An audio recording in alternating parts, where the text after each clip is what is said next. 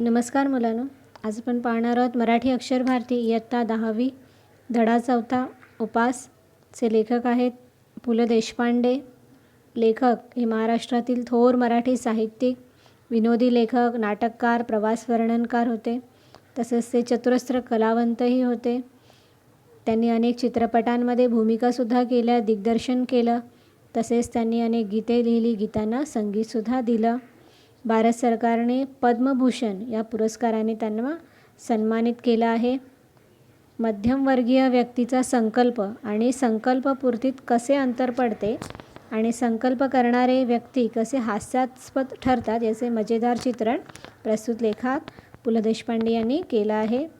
हा जो लेख आहे हा बटाट्याची चाळ या त्यांच्या पुस्तकातून घेतला आहे. मध्यमवर्गीय म्हणजेच मिडल क्लास लोक संकल्प करतात, संकल्प म्हणजे रिझॉल्युशन करतात आणि ते रिझॉल्युशन कंप्लीट करताना मात्र ते कसे मागे पडतात याचं वर्णन यामध्ये आलं आहे. आपण सुद्धा जेव्हा नवीन वर्ष येतं तेव्हा आपण ठरवतो या नवीन वर्षात मी धावायला जाईन, एक्सरसाइज करेन किंवा पुस्तके वाचेन. पण हळूहळू जसं वर्ष पुढे निघून जातं तसं हे संकल्प मागे पडतात. तसंच काहीसं लेखकाच्या बाबतीतही झालं आहे. लेखकाने त्याच्या खाजगी उपोषणाची हकीकत चाळीत जाहीर केली. इथे उपोषण हा डाएट या अर्थाने घेतला आहे. लेखकाने आपण डाएट करणार असं ठरवलं आणि डिक्लेअर केलं आणि लोकांनी मात्र येता जाता ही नाही ती भानगड आहे, उगाच हात दाखवून अवलक्षण आहे, पेललं नाही तेव्हा खाजगी झालं, असे टोमणे मारायला सुरुवात केली. पण लेखक मात्र कोणत्याही टीकेला भीक घालणार नव्हते. लेखक हे कोणी कितीही क्रिटिसाइज करो, लेखक मात्र मागे हटणार नव्हते. त्यांनी त्यांचं वजन केलं होतं. पैसे टाकून काट्यावर वजन करतात तेव्हा कार्ड बाहेर येतं, त्यावर वजन लिहिलेलं असतं. आपण असं वजन काटा रेल्वे स्टेशनवर पाहिलं असेल. त्यांनी असं वजन केलं होतं. 181 पाऊंड एवढं त्यांचं वजन होतं. 1 किलोग्राममध्ये साधारण 82 किलो 82.174 एवढं वजन असतं किलोग्राममध्ये. हे वजन पाहून ते घाबरले होते किंवा हे आता वजन आपल्याला कमी केलंच पाहिजे या विचाराने त्यांची झोप उडाली होती. झोप कमी झाली तर वजन उतरते हे सुद्धा त्यांनी कुठे वाचलं होतं. त्यामुळे त्याचंही त्यांना काही वाईट वाटत नव्हतं. झोप येत नाही, उलट त्यांना बरं वाटत होतं. पण त्यांच्या धर्मपत्नीला म्हणजेच पत्नीला मात्र या गोष्टीवर अजिबात विश्वास नव्हता की लेखक पूर्वीसारखा गाढ झोपत नाही. ती काय म्हणते, घोरत्तर असतं रात्रभर, अशासारखी दुरित्तरे ती त्यांना नेहमी करत असे. 2 महिन्यात 50 पाऊंड वजन कमी करून दाखवीन तर खरा, अशी लेखकाने भीष्म प्रतिज्ञा केली होती. अगदी प्रतिज्ञा केली होती की 2 महिन्यात मी 50 पाऊंड वजन तरी कमी करणारच. त्यांनी आहारशास्त्रावरची पुस्तके पाहू लागले. आहारशास्त्र म्हणजे डाएटवरची पुस्तके ते बघू लागले. प्रोटीनयुक्त पदार्थ, चरबीयुक्त द्रव्ये, चरबी म्हणजे फॅट्सचे पदार्थ, अशा शब्दांबद्दलची त्यांची आस्था वाढू लागली होती. साऱ्या ताटातले पदार्थ मला न दिसता नुसत्या कॅलरीज मला दिसू लागल्या. आणि आनंदाची गोष्ट अशी की वजन उतरवण्याच्या शास्त्रात पारंगत म्हणजे एक्सपर्ट झालेले तज्ज्ञ रोज मला डझनवारीने भेटू लागले. लेखकाला आता ताटामध्ये पदार्थ दिसत नाही आहे तर त्याच्या जागी कॅलरीज दिसत आहेत. तुम्ही पाहिलं असेल डाएट करणारी लोक प्रत्येक गोष्टीमध्ये ही गोष्ट खाल्ली तर किती कॅलरीज पोटात जातील, ती गोष्ट खाल्ली तर किती कॅलरीज पोटात जातील, असंच ते विचार करत असतात. आता लेखकाने डाएट करणार डिक्लेअर केल्यामुळे त्यांना रोज सल्ले देणारी माणसं भेटत होती. इतकेच काय, परंतु त्यांच्या चाळीतल्या लोकांनी त्यांच्या उपवासाची अवहेलना म्हणजे चेष्टा केली होती. त्यांनीच आता लेखकाला डाएटचा सल्ला दिला. उदाहरणार्थ सोकाजी त्रिलोकेकर. आता ते काय म्हणतात पहा, तुला सांगतो पंत, डाएट कर, बटाटा सोड, बटाट्याचं नाव काढू नको. हो, म्हणजे कुठं राहता म्हणून विचारलं तर नुसतं चाळीत राहतो म्हणा. बटाट्याची चाळ म्हणू नका, वजन वाढेल. खी खी खी ग जनोबा रेगे आहेस, मला काय म्हणावे हे मला कळत नाही. नेहमी तिरकं बोलायचं म्हणजे काय. आता सोकाजी त्रिलोकीकर सांगतायत बटाटा सोड, डाएट करायचं तर पहिलं बटाटा सोडलं पाहिजे, बटाट्याचं नाव काढू नको. तर लेखक राहतात त्या चाळीचं नावच आहे बटाट्याची चाळ. त्यामुळे जनोबा रेगे हा नेहमी तिरकं बोलणारा माणूस हा म्हणतोय, म्हणजे तुला विचारलं कुठे राहतो तर नुसतं चाळीत राहतो म्हण, बटाट्याची चाळ म्हणू नका, त्याच्याने पण वजन वाढेल. पण सोकाजींनी त्याला परस्पर जामून टाकले. ए इडियट, सगळ्याच गोष्टीत जोक काय मारतोस रे नेहमी. मी सांगतो तुला पंत, तू बटाटा सोड. मी काय काय सोडले असता माझं वजन घटेल याची यादी बटाट्यापासून सुरू झाली. म्हणजे पहिलंच त्यांना सल्ला मिळाला आहे बटाटा सोडण्याचं. बटाट्याचं ठीक आहे पंत, आधी भात सोडा. एक सल्ला आला. भाताने थोडंच लठ्ठ व्हायला होतं. आमच्या कोकणात सगळेच भात खातात, कुठे आहेत लठ्ठ, तुम्ही डाळ सोडा. कोणी सांगितलं भात सोडा, पण एक कोकणी माणूस सांगतोय आम्ही तर नेहमी भात खातो, कोकणात कुठे जाड माणसं आहेत, तुम्ही डाळ सोडा. काशीनाथ नाडकर्णी सांगतायत. मुख्य म्हणजे साखर सोडा. कोणीतरी सांगतंय साखर सोडा, कोणी सांगतंय मीठ सोडा. तर अजून सल्ला मिळतोय लोणी तूप सोडा. एका आठवड्यात 10 पौंड वजन घटलं नाही तर नाव बदलीन. आमच्या हेडक्लार्कच्या वाईफचं घटलं. तेल आली तळलेले पदार्थ आधी सोडा, बाबू काका सांगतायत. दिवसा झोपणं सोडा. खरं म्हणजे पत्ते खेळायचं सोडा, बसून बसून वजन वाढतं. आता एवढे सगळे सल्ले लेखकाला मिळायला लागलेत, पण लेखकाने मात्र जनांचे ऐकून मनाचे करायचे ठरवले होते. एक म्हण आहे माहिती असेल तुम्हाला, ऐकावे जनाचे करावे मनाचे. म्हणून त्यांनी आता ठरवले आपण मनाचं ऐकायचं. पहिला उपाय म्हणून त्यांनी आहार परिवर्तन सुरू केलं. आहार परिवर्तन म्हणजे जेवणामध्ये चेंजेस, परिवर्तन म्हणजे चेंज सुरू केलं. साखरेत सर्वात अधिक कॅलरीज असतात म्हणून प्रथम बिन साखरेचा चहा सुरू केला. पहिल्या दिवशी विशेष फरकही वाटला नाही. घरात साखरबंदी जाहीर केली. कुटुंबाला सारी दिवाळी तिखटा मिठावर उरकायची सक्त ताकीद दिली. मुलांसाठी म्हणून काय थोडं गोडाधोडाचं करायचं ते कर, एवढी सवलत दिली. तर लेखकाने पहिल्या सुरुवात केली साखरेपासून, साखर बंद केली. पण पहिल्या दिवशी त्यांना काय फरक वाटला नाही आणि घरात साखरबंदी जाहीर केली. दिवाळीलासुद्धा गोडधोड काही बनवायचं नाही, फक्त मुलांसाठी म्हणून काय थोडंफार बनवायचं, एवढी सवलत दिली. पहिल्याच दिवशी मला फरक जाणवायला लागला. आता लेखकाला पहिल्याच दिवशी असं वाटतंय आपलं वजन कमी होतं आहे. भात अजिबात वर्ज्य करणं अवघड होतं, म्हणजे भात पूर्णपणे बंद करणे, अवॉइड करणे, वर्ज्य म्हणजे अवॉइड करणे अवघड होते. म्हणून फक्त पहिला भात आणि ताकभात ठेवून मधला भात वर्ज्य केला. तर भात खाण्याची पद्धत असते, पहिला भात, नंतर मधला भात, नंतर शेवटी ताकभात असं खातात. लेखकाने पहिला भात आणि ताकभात तो खातोय, मधला भात त्याने सोडला. नुसती उकडलेली भाजी कशी जमणार हा विचार किती पोकळ होता याचा अनुभव ती खाल्ल्यावर आला. नेहमीच्या भाजीत ही निराळं काय करते याचा अजूनही अंदाज नाही. कोणी सांगतात ना उकडलेल्या नुसत्या भाज्या खायच्या, आज लेखकाने सांगितलं उकडलेली भाजी हवी, कारण उकडलेली भाजी त्यांना तीच चव लागते. म्हणजेच त्यांना असं म्हणायचं आहे की त्यांची बायको नेहमी अशीच बेचव भाजी करते. पहिला दिवस सुरळीत गेला आणि दुसऱ्या दिवशी मात्र व्रतभंगाचा प्रसंग आला. म्हणजे त्यांनी जे व्रत घेतलं आहे ते आता भंग होतं आहे, मोडतो आहे की काय असा प्रसंग आला. पहिल्या दिवशी निम्म्याहून कचेरी म्हणजे ऑफिसला त्यांच्या वजन घटवण्याच्या व्रताची वार्ता गेली होती. वार्ता म्हणजे न्यूज पोचली होती. परंतु दुसऱ्या दिवशी अण्णा नाडगौडाला प्रमोशन मिळाल्याची वार्ता आली. अण्णा नाडगौडा त्यांच्या ऑफिसमधील माणूस, त्याचं प्रमोशन झालं. त्याने साऱ्या सेक्शनला पार्टी दिली. कॅन्टीनच्या आचार्याने तर लेखकाच्या डाएटवर सूड घ्यायचा असे ठरवून जणू काही पदार्थ केले होते. बरे न खावे तर अण्णा नाडगौडाला वाईट वाटणार. बिचारा 6 वर्षांनी एफिशियन्सी बायातून बाहेर पडला होता.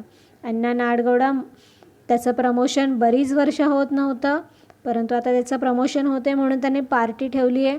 आता जर अशा वेळी खाल्लं नाही तर त्याला वाईट वाटणार. आचार्याने मिठाईत साखर न घालता साखरेत मिठाई घालून आणली होती. म्हणजे त्याने जी मिठाई केली होती प्रचंड गोड होती. घासागणिक सहस्त्रावधी कॅलरीज पोटात चालल्या होत्या. लेखक आता नाईलाज आहे, त्याला खावं लागतंय. त्याला जाणवतंय की आपण त्या मिठाईसोबत घासागणिक प्रत्येक घासाला जणू सहस्त्रावधी म्हणजे हजारो कॅलरीज आपल्या पोटात चालल्या आहेत.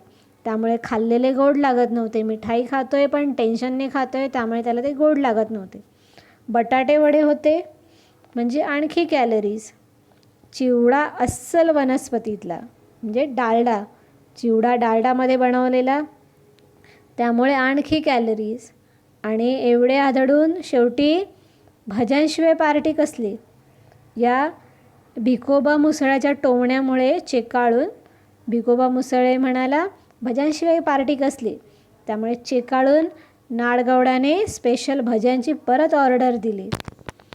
आत्ता लेखकाला राहावेना.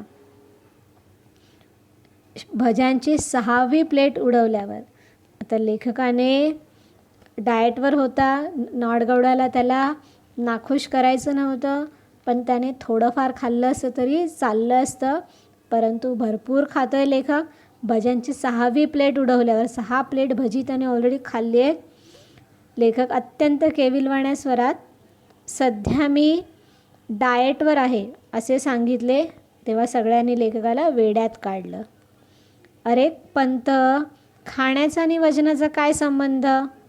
भिकोबा मुसळे म्हणाला. मी बघ 21 गुलाबजाम खाल्ले, एवढंच काय, आपण तर आयुष्यात एक्सरसाइज नाही केला. भिकोबा मुसळे म्हणतोय मी 21 गुलाबजाम खाल्ले, मी आयुष्यात कधी एक्सरसाइज केली नाही, तरीसुद्धा मी बघ कसा बारीक आहे. तुझी रास कुंभ आहे आणि कुंभ लग्न आहे. हे आपल्या पत्रिकेमध्ये असतं.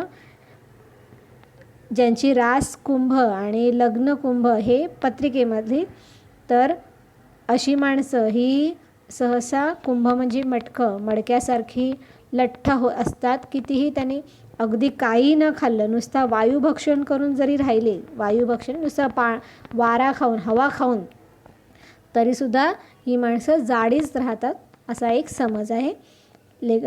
भिकोबा म्हणतोय तू नुसता वायुभक्षण करून नुसती हवा खाऊन जरी राहिलास तरी तू असाच जाड्या राहणार. लठ्ठपणा काय आपल्या हातात आहे. नॉनसेन्स. जगदाळे ओरडला. रनिंग कर रोज. तर भिकोबा असं म्हणतोय पण जगदाळे म्हणतोय रनिंग कर. आता कुमारी कमलिनी केंकरे ही ऑफिसमधली एक तरुणी सांगते, रनिंगपेक्षा देखील दोरीवरच्या उड्या मारा बरं का पंत. माझ्या सिस्टरचं वेट 40 पाऊंड उतरलं दोरीवरच्या उड्यांनी. शेवटी सर्वांच्या मते लेखकाने सकाळी रनिंग करावं आणि संध्याकाळी दोरीवरच्या उड्या माराव्यात असे ठरले. आणि मी लेखकाने 7व्या बशीतले भजे उचलले. कुटुंबाचा मात्र, कुटुंब म्हणजे त्यांची पत्नी. मराठीमध्ये अगदी शुद्ध मराठीमध्ये पत्नीला कुटुंब म्हणतात. कुटुंबाचा मात्र लेखकाच्या डाएटच्या बाबतीतला उत्साह अवर्णनीय होता. कारण रोज काही चमत्कारिक पदार्थ त्यांच्या पानात पडायला लागले.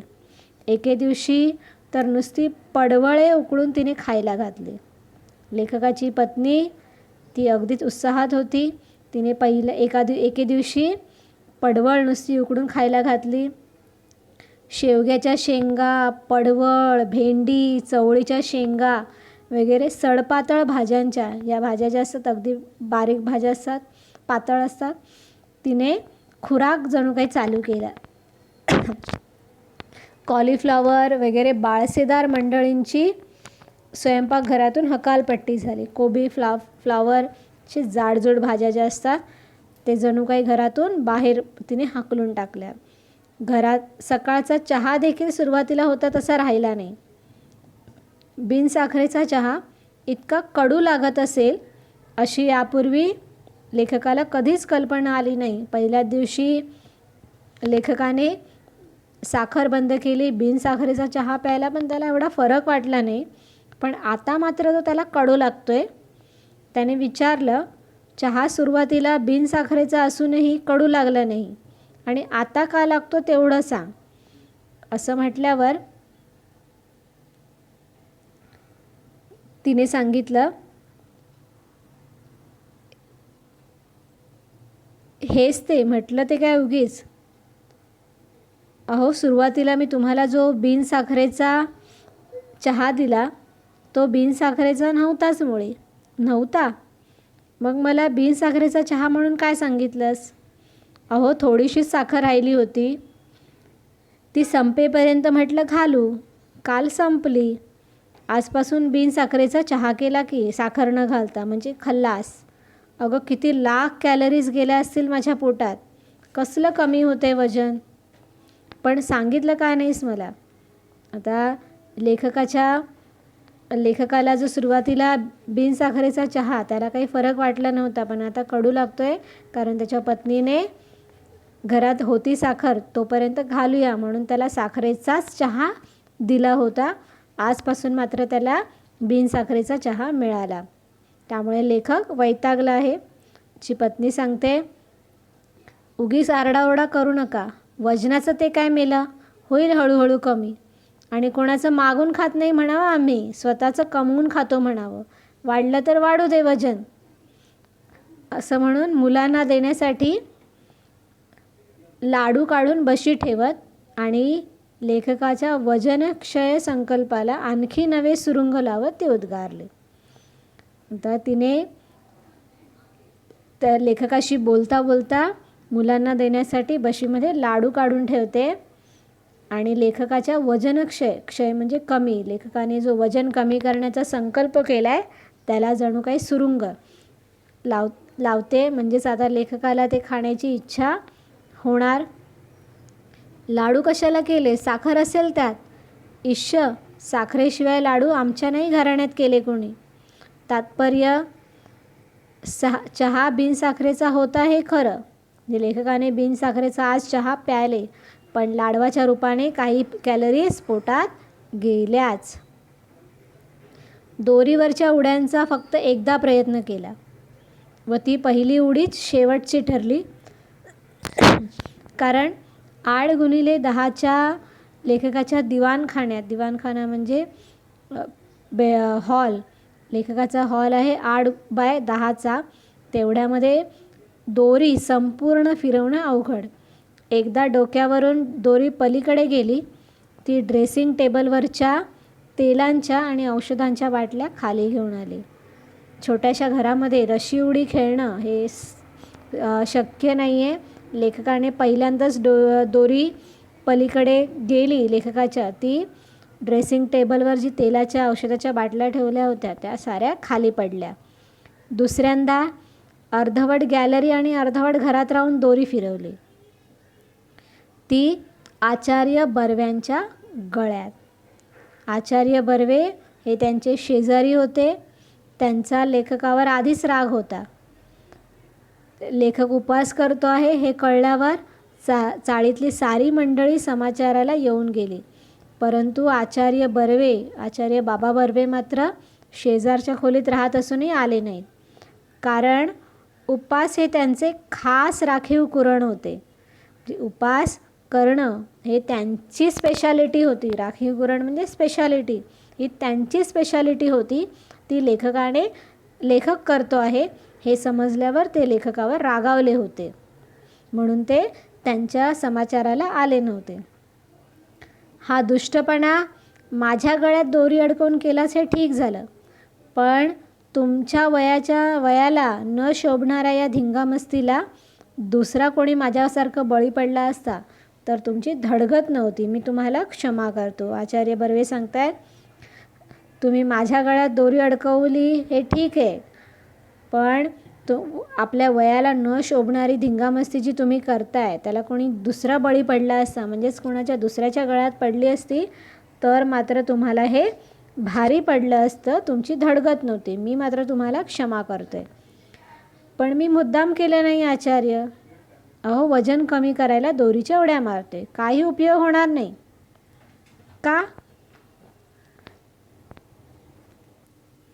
का म्हणजे जिभेवर ताबा नाही तुमचा, संयम हवा. संयम म्हणजे कंट्रोल हवा, मनाची एकाग्रता, कॉन्सन्ट्रेशन हवं. त्यासाठी तुम्हाला काही गोष्टी सोडाव्या लागतील. आता लेखक म्हणतायत, आता ह्या उड्या मारायला मी लाज देखील सोडली, हे पाहता ना तुम्ही बाबा. ठीक आहे, प्रथम बोलणं सोडा. बोलणं सोडू अजिबात. खाण्यासाठी तोंडाचा वापर कमी करायचा एवढं पाहिलं तुम्ही, पण बोलण्यासाठी देखील त्याचा वापर बंद केल्याशिवाय तुमची जीभ ताब्यात राहणार नाही. म्हणजे सगळ्यांनी खाण्याच्या काही काही गोष्टी सोडायला सांगितल्याने लेखक तेवढं करत आहेत, पण आता बर्वे सांगतायत तुम्ही बोलणंही सोडा. पण मला बोललंच पाहिजे बाबा, लेखक केविलवाण्या स्वरात ओरडले. पण का? एवढा संयम नाही तुमच्यात, एवढं कंट्रोल नाही. मौनाचं सामर्थ्य मोठं आहे. मौन ही शक्ती आहे. आणि बाबा उड्या मारायच्या लेखकाच्या दोरीचं टोक हातात धरून 1 तास मौनाचं महत्त्व या विषयावर बडबडत होते. ते मौन चांगलं आहे हे सांगण्यासाठी ते 1 तासभर बडबडत होते. शेवटी त्यांचा हा वाक्प्रवाह म्हणजेच भाषेचा प्रवाह अडवून लेखक ओरडले, बाबा मी बोललो नाही तर खाऊ काय? म्हणजे बोलण्याचा आणि खाण्याचा संबंध काय? ते म्हणतात, मी टेलिफोन ऑपरेटर आहे बाबा, दिवसभर बोलावंच लागतं मला. मग कसलं वजन उतरवणार तुम्ही? अत्यंत कारुण्यपूर्वक कटाक्ष म्हणजे नजर टाकून बाबा गेले. आणि लेखकाला वाटतंय, मी त्यांच्या गळ्यात मगाशी पडलेली दोरी मी गच्च का आवळली नाही, या विचाराने लेखकाला पश्चाताप झाला.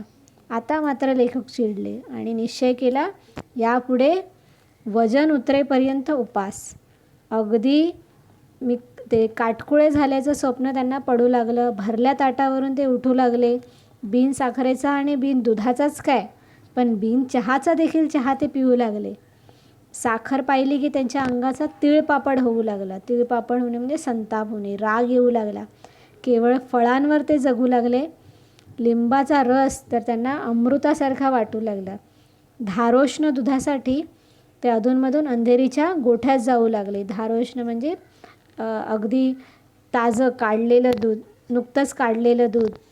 दोरीवरच्या उड्या केवळ खालच्या मजल्यावरील मंडळींच्या दुष्टपणाने आणि आकसाने म्हणजे जलसीने केलेल्या तक्रारींमुळे त्यांना थांबवाव्या लागल्या. लेखकांनी उड्या मारणं सुरू केलं होतं, दोरीवरच्या उड्या, पण खालच्या माळ्यावरच्या लोकांनी कंप्लेंट केल्यामुळे त्यांना ते थांबवाव्या लागल्या. 10 उड्या पाय न अडकता मारण्यापर्यंत ते पोचले होते. कचेरी सुटली, ऑफिस सुटलं की ते गिरगाव रस्त्याने धावत येऊ लागले. केवळ पौष्टिक आणि सात्विक आहार सुरू केला. जवळजवळ 10-12 दिवस हा क्रम चालू होता. लेखकातला फरक त्यांना कळत होता. लहान मुले बी पेरले की रोप किती वाढते हे रोप उपटून पाहतात. त्याप्रमाणे रोज संध्याकाळी काट्यावर वजन करावे असे त्यांना वाटत होते.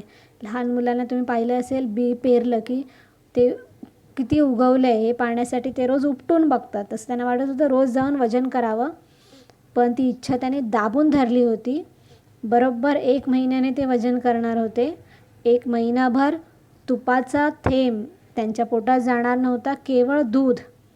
दुर्दैवाने रोज गाईचे धारोष्ण दूध मिळण्याची सोय नव्हती. दुर्दैवाने रोज असं ताजं दूध मिळणं शक्य नव्हतं. त्यामुळे बाकीच ते सोडून बाकीचं आहारव्रत जे त्याने ठरवलं होतं डाएट ते जोरात चालू ठेवलं. 15 दिवसामध्ये फक्त 2 वेळाच साखर भात झाला. एकदा सोकाजीने चोरून कोळंबी भात चारला म्हणजे खाऊ घातला.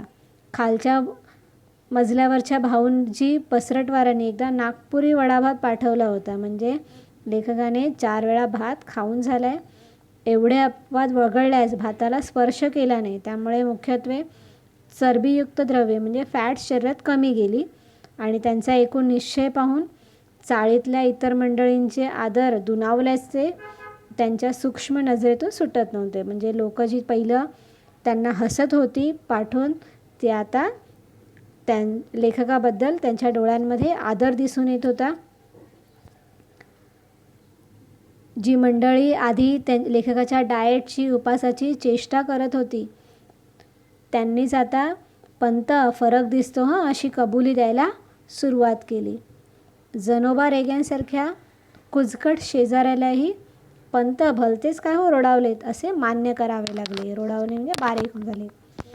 पण मंडळींच्या प्रशस्तीने कौतुकाने लेखकाला भीती वाटत होती, ती म्हणजे मूठभर मांस वाढण्याची. कोणी कौतुक केलं की म्हणतात ना, कौतुकाने मांस वाढतं. लेखकाला भीती वाटत होती आपलं मांस वाढेल. पण असली तुरळक तारीफ ऐकून लेखक काही चढण्यासारखा नव्हता. इतक्या असामान्य मनोनिग्रह म्हणजे मनाचा निग्रह, कंट्रोल आणि जिव्हा नियंत्रणानंतर, जिव्हा म्हणजे जिभेवरच्या कंट्रोलनंतर कमीत कमी 20 ते 25 पौंडांनी तरी आपलं वजन घटलं पाहिजे अशी त्यांची खात्री होती.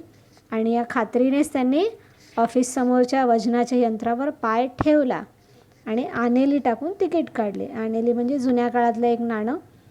महिन्याभरापूर्वी याच यंत्राने त्यांचं वजन 181 पौंड दाखवलं होतं. 1 महिन्याचा उपास, निराहार, शास्त्रोक्त आहार म्हणजे जसं डाएट ठरवलेलं असतं त्याप्रमाणे, दोरीवरच्या उड्या इत्यादी उग्र साधना केल्यावर आज तिकिटावर वजन, मिनिटभर त्यांचा विश्वासच बसेना, 192 पौंड.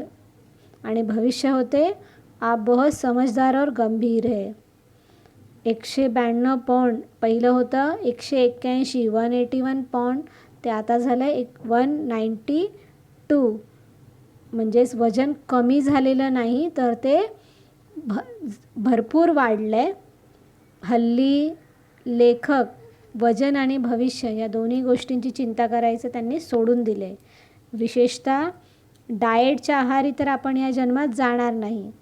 छे, वजनाचा मार्ग भलत्याच काट्यातून जातो. वजन कमी करायचं असेल तर त्यासाठी खूप कष्ट करावे लागतात, हे लेखकाला समजलं आहे.